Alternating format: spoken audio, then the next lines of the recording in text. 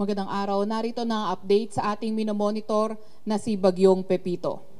Ito nga yung ating latest na satellite image. May kita natin yung sentro nitong si Pepito na napakalapit na sa boundary ng ating Philippine Area of Responsibility.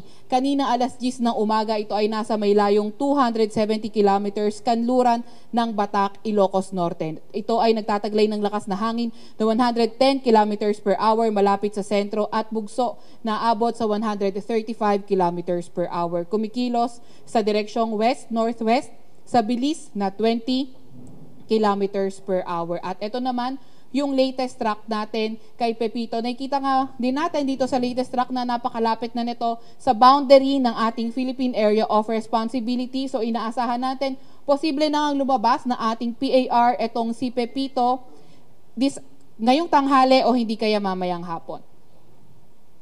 Subalit kahit papalayo na nga si Pepito sa ating bansa at palabas na ng ating Philippine Area of Responsibility, nakataas pa nga rin ang signal number 1 sa Ilocos Norte, sa may Ilocos Sur, sa may La Union, western portion ng Pangasinan at ang western portion ng Abra. So, etong tropical cyclone wind signal ay warning tungkol sa mga threat ng mga malalakas na hangin caused by bagyo. So, sa mga areas na mountainous areas, pati na rin sa coastal areas na exposed sa mga hangin, posibleng mas malakas yung maramdaman natin na hangin, at sa mga shielded areas, possible na mas mababa yung maramdaman nating hangin compared sa signal natin. So minimal to minor threat from strong winds, posible within any areas under signal number 1.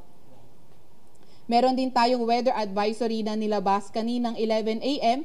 Ito ay para kay Bagyong Pepito at inaasahan natin katamtaman hanggang sa malalakas na pag-ulan sa may Batanes area. So kapag moderate to heavy rains, asahan natin localized flooding posible sa mga areas that are urbanized, low-lying or near rivers, at yung mga landslide o pagguho ng lupa, highly susceptible areas, posible yan.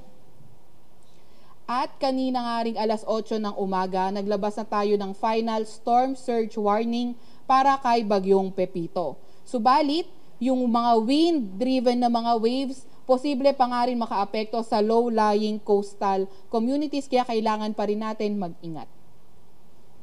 Meron din tayong nilabas na gale warning updated kaninang 11 a.m. sa may Batanes, Ilocos Norte at Ilocos Sur. Sa mga nakatira sa areas na yan, mapanganib pumalaot lalo na yung mga maliliit na mga sasakyang pandagat.